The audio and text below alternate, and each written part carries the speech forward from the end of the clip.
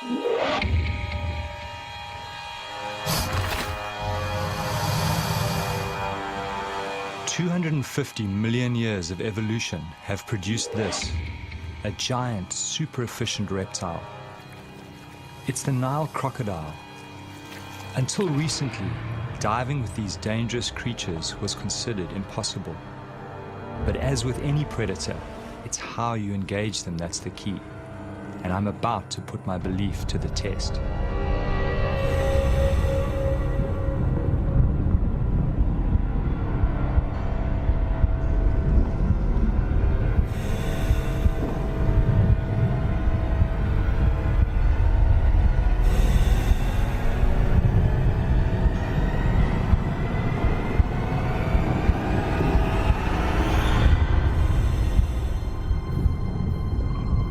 I've decided to take a calculated risk.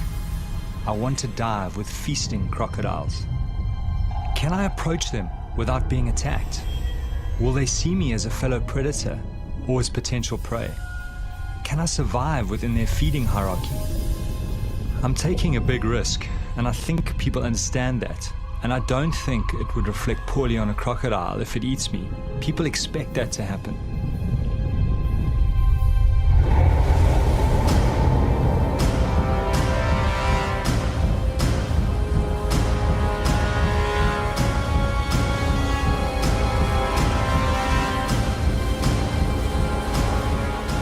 My name is Roger Horrocks.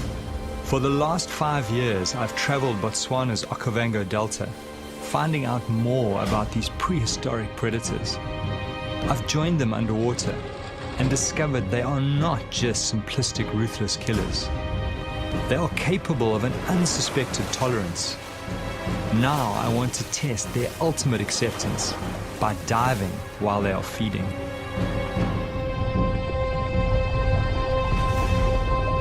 The idea of diving with feeding crocs first crept into my mind when I traveled from my African home to Costa Rica in Central America. I'd gone there to find Cheeto Graham, the extraordinary crocodile shaman of Limon. 23 years ago, Cheeto found a sick and dying crocodile that had been shot by farmers. Slowly he nurtured this animal back to health, taking many years to slowly gain the animal's trust.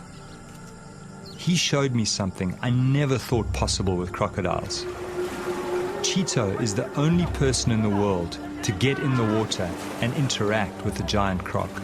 He's even developed a game with the crocodile that mimics some of its instinctive killing techniques, like the death roll. When I saw this level of acceptance by this animal, this unexpected intelligence, I started to think that if I behaved in the right way, I too could have a chance of being accepted in the water.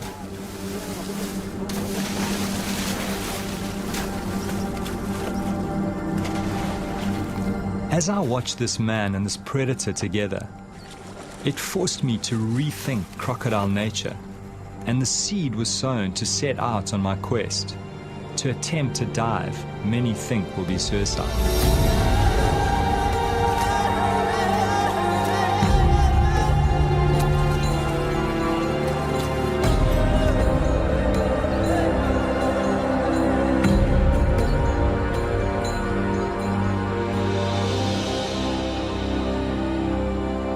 What particularly intrigued me was that somehow the croc can tell the difference between the food Cheeto gives him and Cheeto's hands. To come out of this alive, I will need to prepare my mind very carefully.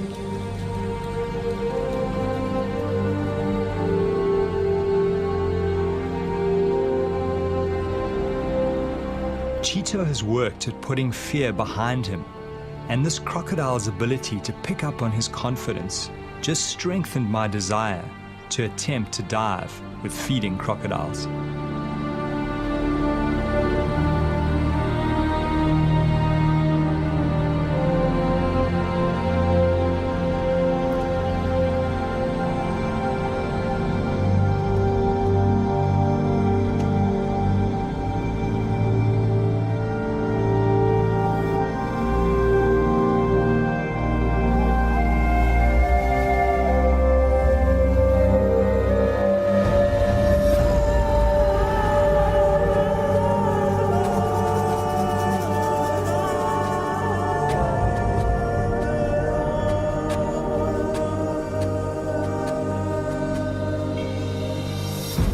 Every winter I return to my old diving ground, the Okavango Delta in southern Africa.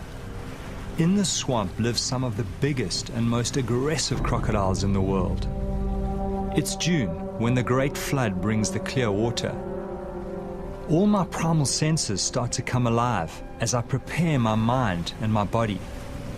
Over and over, I'm at the feast, calm, unharmed.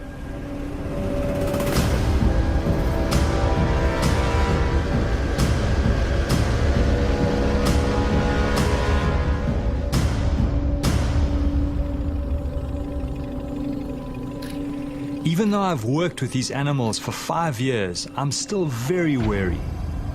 Some of these beasts have eaten many people and are a huge threat to livestock. My theory is that reptiles, when feeding en masse, drop their territorial aggression to avoid injuring each other. This huge male is very aggressive and not an ideal diving partner. But I'm hoping that this behavior may shift when he is with multiple animals and can smell food.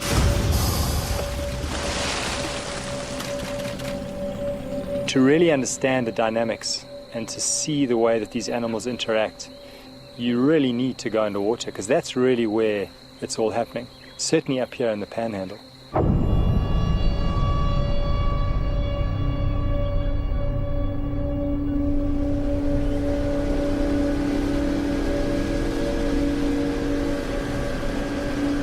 Greg Thompson is the top guide in this area.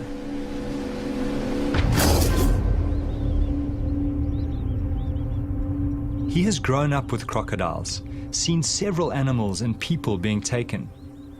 I rely on his judgment to keep me alive, but this is new territory. Nobody has tried to dive with feeding crocodiles. How do you think those crocodiles, will respond given that, they probably have to defend that prey against other crocodiles who will pick up the scent? That, I think, is going to be one of the unknowns. To be honest, I'm not 100% certain how they're going to react with something that's threatening their food. Certainly with other predators, they're very, very defensive around their food, around their prey species, something that they've killed. And crocodiles might very well be the same. Certainly a big aggressive male, at this time of the year, if he has got a meal, if he is hungry, I do believe he is going to defend it and be aggressive to anything that comes into that area, something that he thinks might be stealing his food. As human beings, we've just, we've evolved together with crocodiles, and we've evolved as one of their prey species. Human beings tend to settle near water. They need water for drinking, for washing, for all their sort of daily activities. So you're always going to have people close to their environment. He sees people as something that he can eat.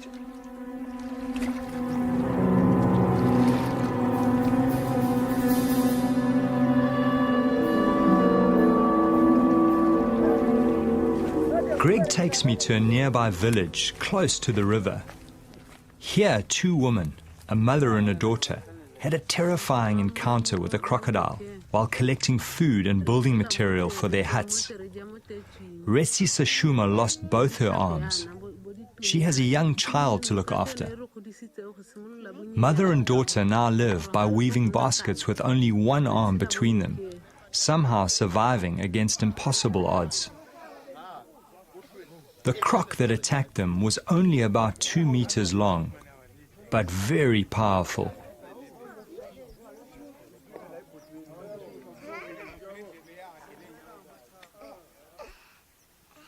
The woman's scars are a constant reminder to the rest of the village of the crocodile threat.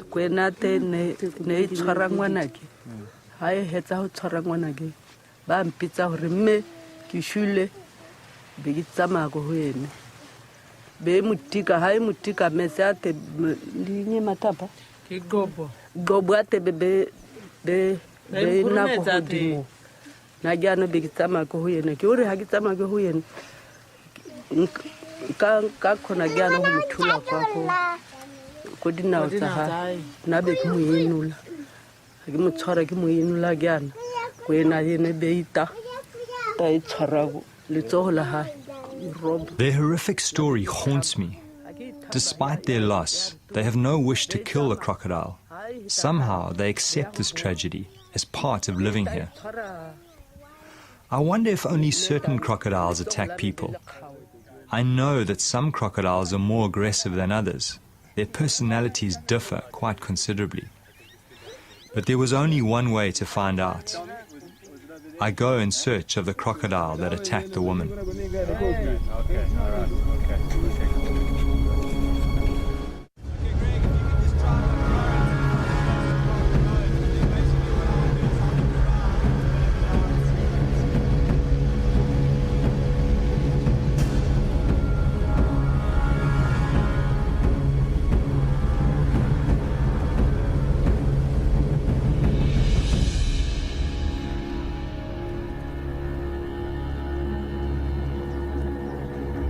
It's a short boat ride to the area where the women were attacked. Crocodiles are territorial and so very likely to be in the same place.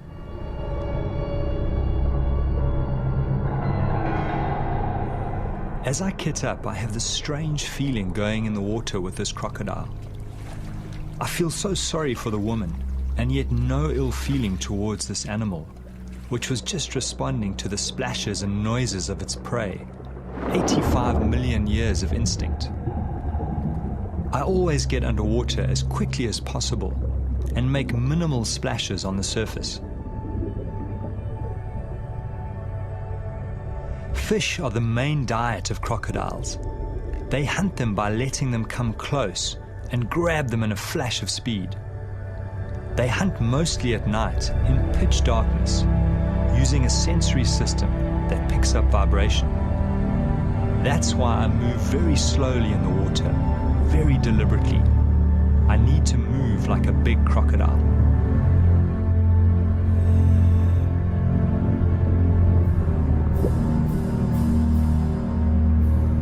The fish become skittish. I sense a big predator close by. Knowing this is potentially a man-eater puts me on high alert. It disappears quickly under the papyrus into the maze of underwater tunnels.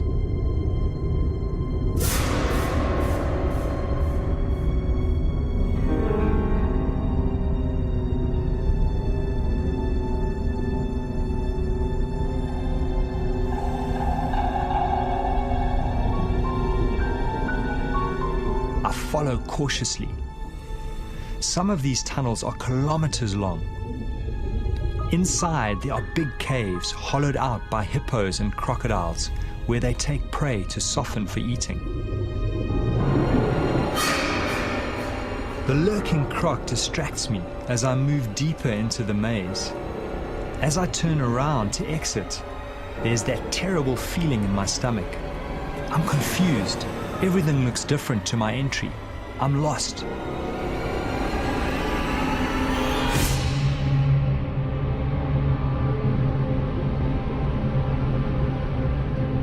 It doesn't help my anxiety to find the remains of one of the crocodile's last meals.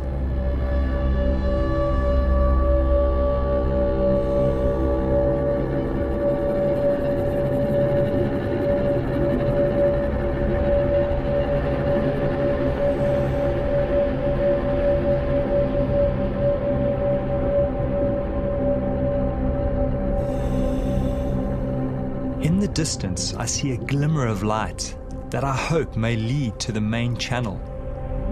I follow my instinct.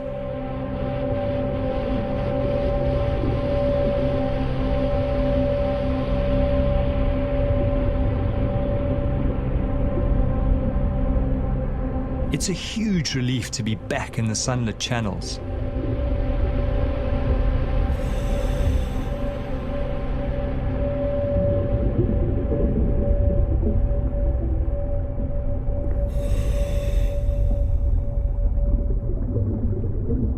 I make my way slowly back to the boat. Suddenly, I glimpse a familiar texture amongst the river cabbage.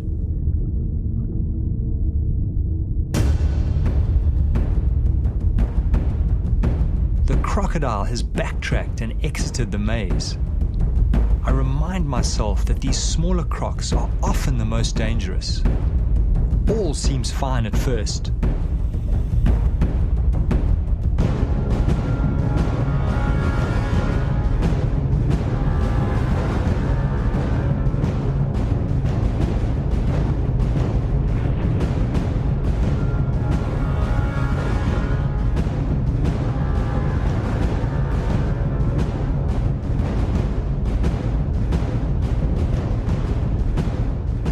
Suddenly the croc turns on me, ready to attack.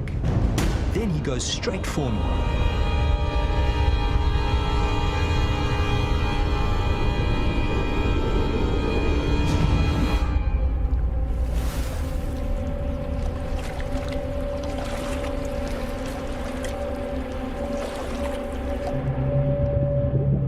It was difficult to see his size because just his tail was sticking out. So I got a couple of shots of the tail and then obviously got too close to him. And he suddenly moved out and started sort of slowly swimming down current. So I swam after him and he went faster and faster and faster.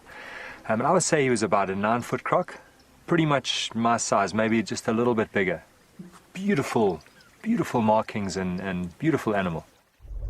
As we tracked down the main channel together, suddenly he got to a point where he actually faced off. He turned around on the bottom, kind of faced me sideways, and then all of a sudden he came kind of straight for me and passed me on the left. So obviously you keep the camera up and you try and shoot. I don't think I got the shot, but and then he swam past. But that was, for a moment there, I was out of control of the situation. I didn't know what was going on.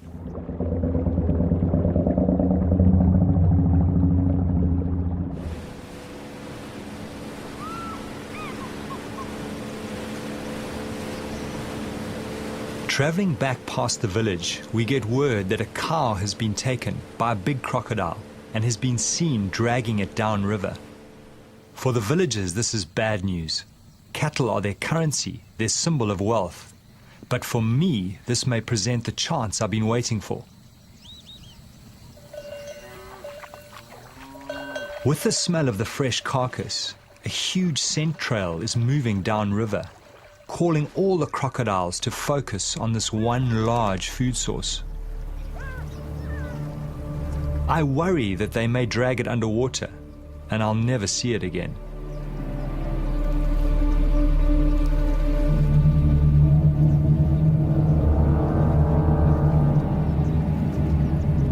Seeing the animals around the carcass, I start to get a really uneasy feeling building inside me. Greg is cautioning me against getting in the water alone under these circumstances. He thinks these animals might see me as a threat to their food and attack.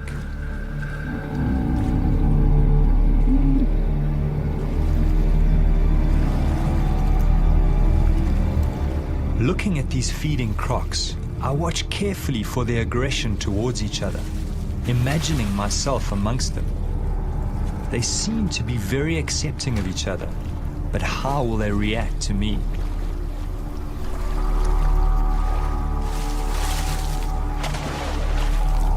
Of course, now this is a whole new situation.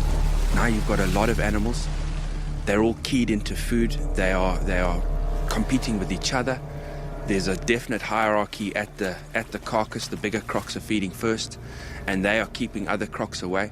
So if a diver comes along and he's bobbing along the surface, if he appears to be part of that carcass, they're going to go for them.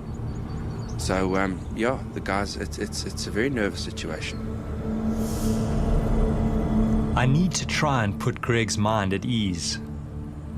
I decide to show him something else I'd experienced in Costa Rica, something that reinforced my belief that if you approach crocodiles in the right way, they can react well. What's your sense of that? Look, I mean, there's still a lot of unknowns in what you want to do. Greg remained wary as I showed him what I'd seen in Costa Rica. I spent several days with a crocodile caller, Juan Betreo, who has built a remarkable relationship based on food with a number of wild crocodiles. What I found most interesting is that the crocodiles don't go for him. but rather chews the small food morsels that he gives them.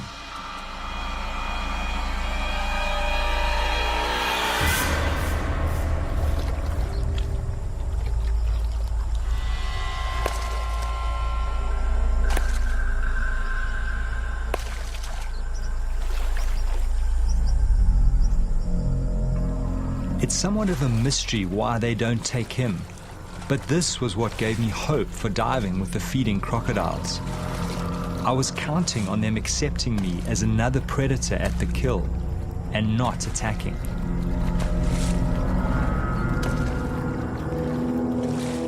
The crocodile calling art took Juan several years to develop. He slowly built the trust of the animals, drawing them closer and closer to his body. He was badly savage during this process, but somehow managed to survive and continue. Juan has even taken his relationship further, and the crocs allow him to touch them. He shows a side to crocodiles very few know. People think I'm crazy sometimes, but it's these small things that give me confidence as I plot the feast in my head.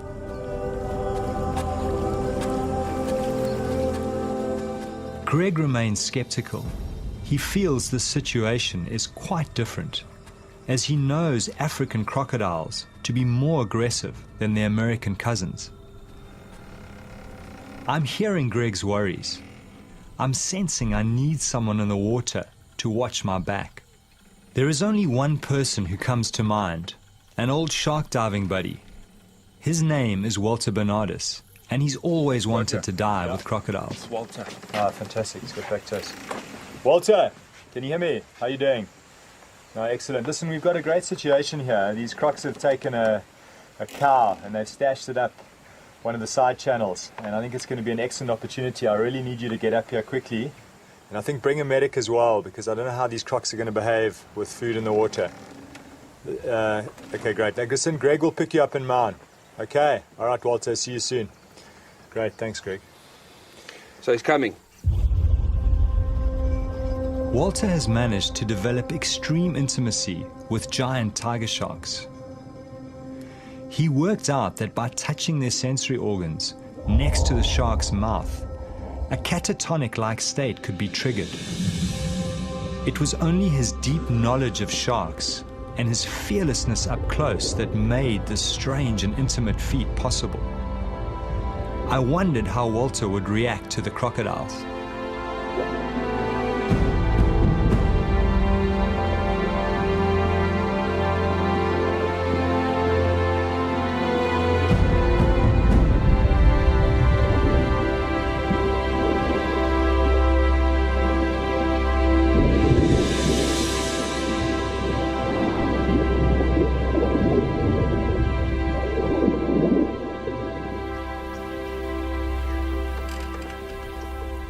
Now I'm stressed about the time.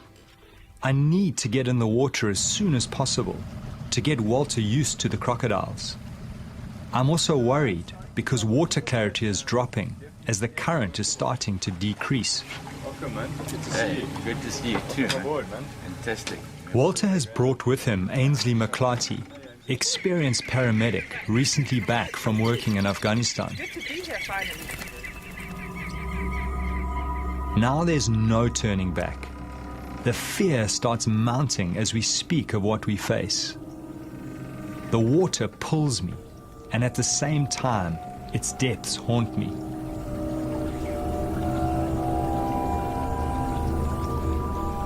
So Walter, how are you feeling? I mean, this is the first time you've been up here in the Delta. What's your sense of all of this?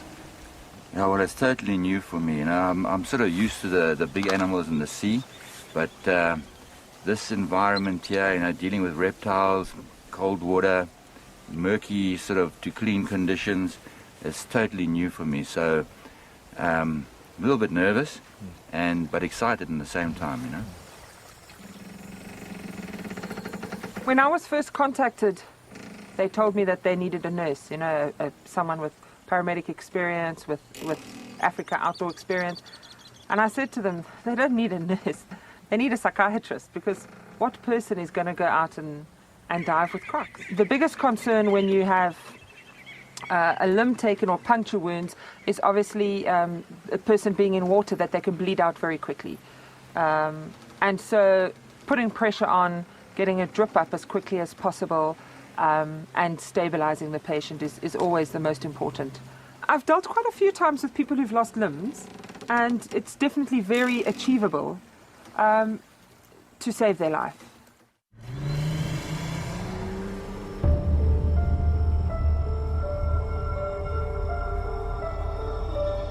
We probably have a 24-hour window to realize our quest. Once the carcass is finished, the crocodiles will disperse. We have to find the carcass and try to dive late this afternoon or tonight, even though it increases the risk factor. This might be our only chance. This is what I love most. This is my world. Fear is something I've learned to control and understand. The dark is part of our deep evolutionary past, because for thousands of years, big predators hunted our ancestors at night. You know, it's hard to explain why we do it. Why do we do it? We do it for the excitement, we do it for the challenge. And I realize that what we're doing shatters the perception that people have of these animals.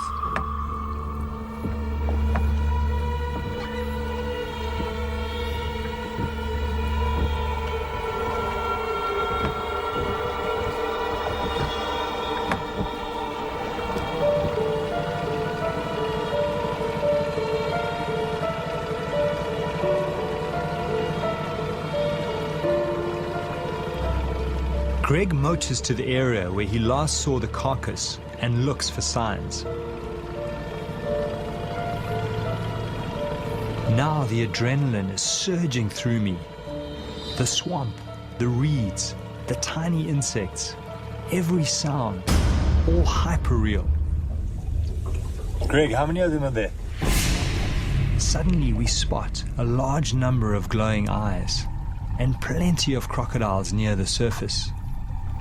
Greg is sure the carcass is nearby. The crocs seem not too fearful of the boat at night. The plan is for Greg to watch activity on the surface and flash us with his light if he feels too many crocodiles are moving in on us.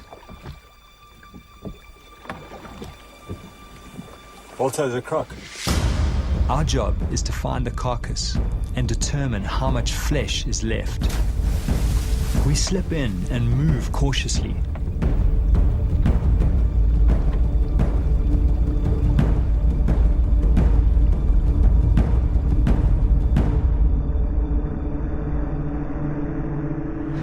The crocodiles are patrolling the surface. We get underneath them and soon find the carcass jammed under the bank. Walter finds part of a crocodile's tooth broken off in the carcass bone. I was relieved to find some meat still on the carcass. Greg sees a large male approaching us from the boat. He comes to the edge of our light. There is something about this animal that gives Greg a bad feeling. He signals for us to get out. Greg senses that the croc is going to attack. There is enough flesh on the carcass to dive in daylight tomorrow. We get out. No point in pushing our luck in the dark.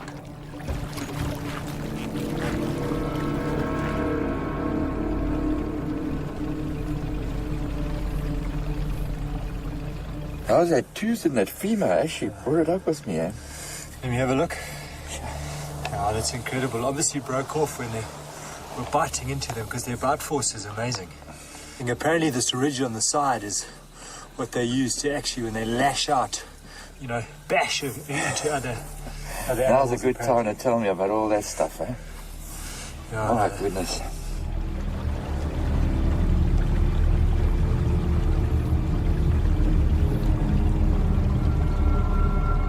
Early next morning, the whole team prepare themselves for what lies ahead. It's our last chance before the crocodiles finish off the carcass and disperse. Well, I really am feeling that same that tension, and it is. It's a, we are going into an unknown territory, and what is a bit nerve-wracking for me is just the number of animals. I'm anxious on the inside. I'm concerned about these guys diving and what's going to happen. How many crocs are there going to be? How are they going to respond to being interrupted while they're eating? Are they going to be functioning in a pecking order and see the divers as a threat? I mean, who knows? So, yeah, this is crunch time, and I'll be far more comfortable when it's over.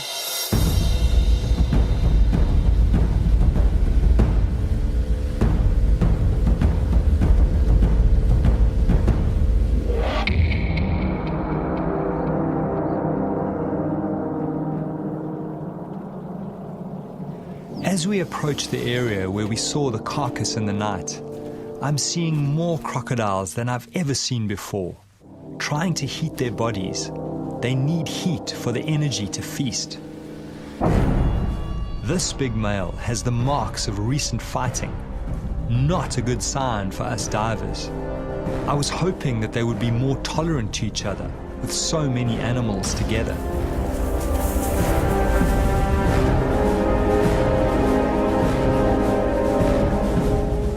Greg spots them.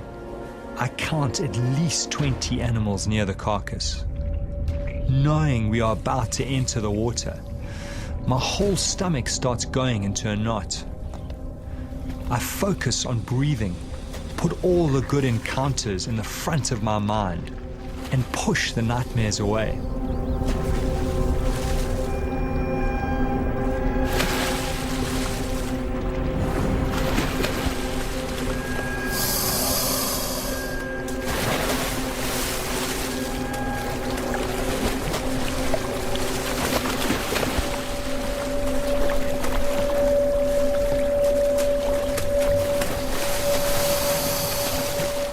It's incredibly lucky to find it. Often, once that animal bursts and the crocs start feeding on it, they'll take it under the papyrus and hide it. And there it's a perfect situation. It looks like they've pushed it into a little bay. It's in still water, it's sort of wedged up against a tree, and they've started to feed on it. I must say, Walter, I've got that same little butterfly feeling that I had when first time I got in. We're going to have a look, eh? Let's go have a look. And just be aware that the smell of that rotting meat is like a magnet to these animals. They'll be swimming upriver, all coming to investigate the source of that.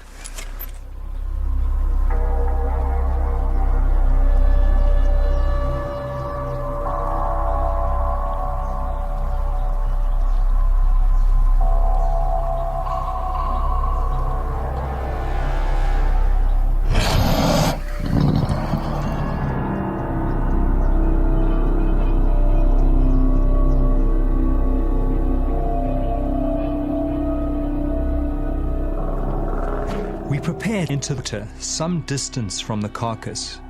Crocodiles don't like boats in the day. Just be careful, eh? As we enter, I'm startled by a crocodile right under the boat. I control my fear as I try to see where it's gone. The visibility is so bad, I can only see 4 meters, less than the length of some of these crocodiles. To make matters worse, the current is exceptionally strong. Should we abandon the dive? These conditions are frightening. I push my fear aside and move towards the carcass. Crocs seem to be everywhere, following the smell of the meat.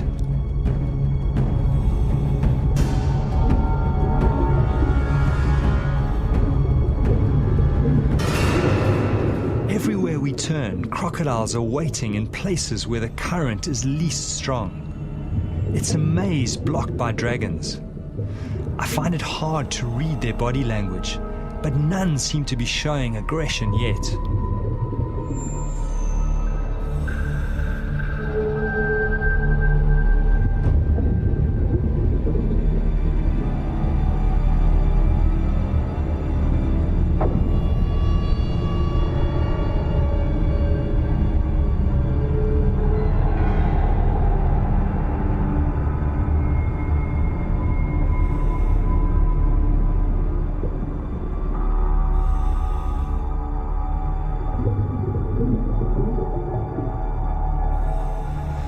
We will have to go around. There are just too many here.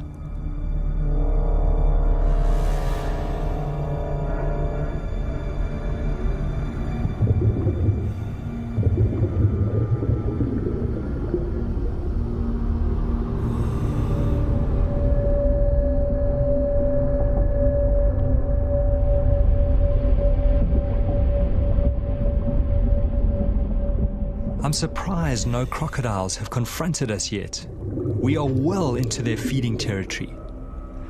In the gloom, I make out a large pelvic bone ripped from the carcass. Amazingly, no animals challenge us as we approach it. Do they somehow know we pose no threat to their food? Or are they just waiting to attack?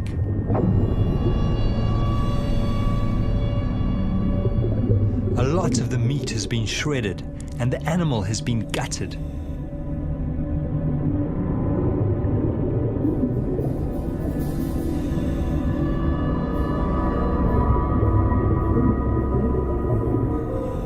Walter watches my back as I inspect the carcass. There are huge puncture marks on a leg bone.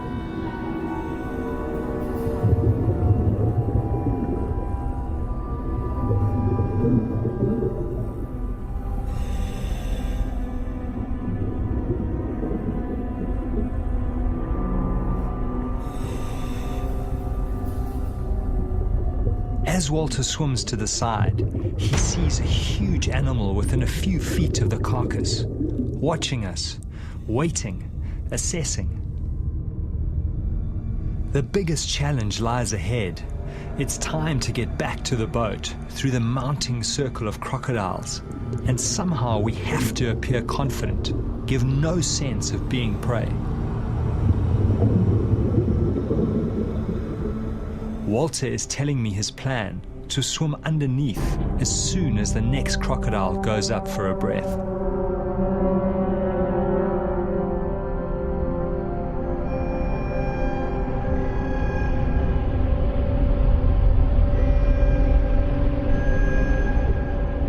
As we take the gap, we bump right into another huge male. Fortunately, he too goes for air.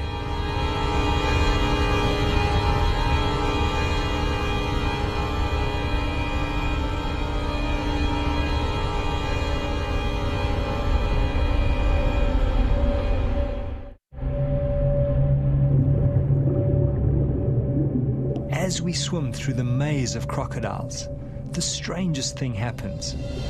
We bump right up against another big animal. Unlike the others, he does not move. This animal is completely aware of our presence, but somehow accepting. Walter's unusual sense with big predators kicks in. I watch in awe and fear as Walter gently strokes the dragon's tail.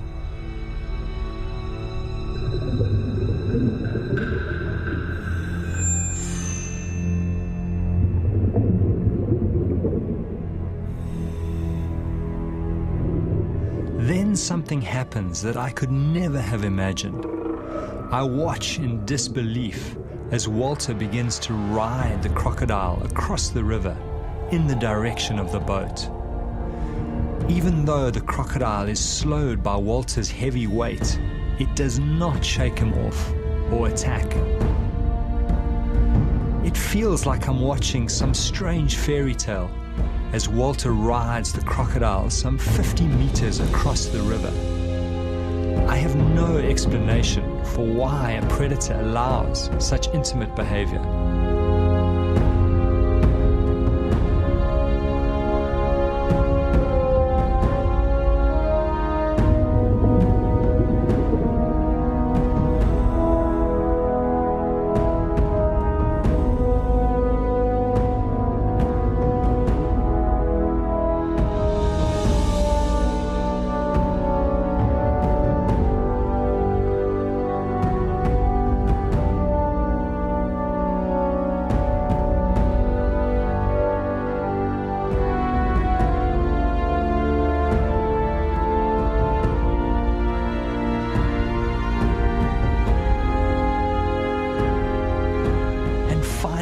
like flicks away.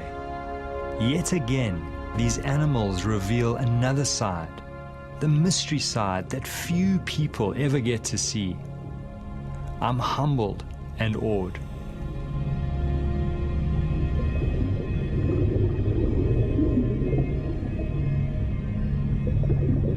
Yeah, you get a feeling with some animals, you know, they will let you interact with them, let you touch them, others won't. This particular one, obviously, I didn't know what it was going to do. When I first touched it, I didn't know if it was going to turn around and try and bite, or when I held on properly, if it was going to have an adverse reaction, but it didn't seem to mind at all. It just plodded on. It just put it into low range and it just went into that current. Yeah, strong. And it was fantastic, man. I think you got away lightly, to be honest. I mean, I've caught small crocs and other reptiles like snakes, pythons, where I've grabbed them by the tail and had them whip around and try and bite the disturbance behind them. So that's always what I've thought. If you do that, if you try and grab a croc by its tail, it could very well swing around and bite you. So I'd be very cautious if you, in future, I wouldn't try that too often. No, I was expecting that any second because, you know, you've seen how these animals react to other things in the wild, and that's why I was extremely gentle in the beginning, and I was expecting it to rear around and sort of have a go at me, but it just kept on going, and all along the more weight I put on it, the more I thought, okay, it's going to turn now, until I was completely gliding along with it, and it just accepted it. So I sort of got a little bit more at ease because you don't quite know exactly how it's going to react. But this one reacted beautifully, you know. It's amazing. I've certainly been very nervous a lot of the time, being stuck here on the boat, having the guys get in the water near feeding crocodiles, getting in the water at night, doing, you know, all the kind of things that have always been sort of no-go areas, things you just don't do with crocodiles. And here the guys have been doing it. And, you know, to be back here at the boat, the divers are back in the boat. They've got some stuff. They've seen some amazing things. They've learnt a lot. To me, it's a huge relief just knowing that this is all behind us. And we've sort of survived this little escapade.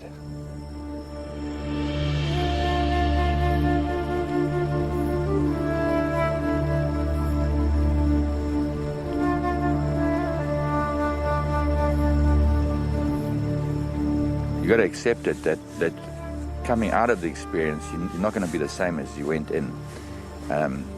Something shifted, but it certainly I'm not the same person when I go home in a day's time. Well, I think when we first started diving with these animals, you know, the whole thing was, would they eat us or not?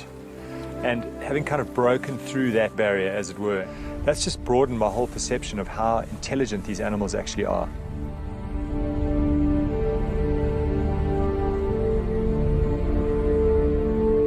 Through this journey, I've been haunted by two voices.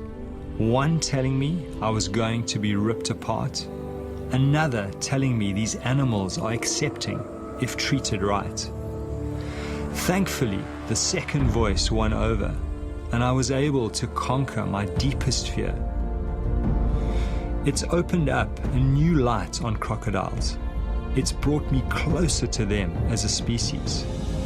For me, these special moments when man and dragon come together, that's when I'm most alive.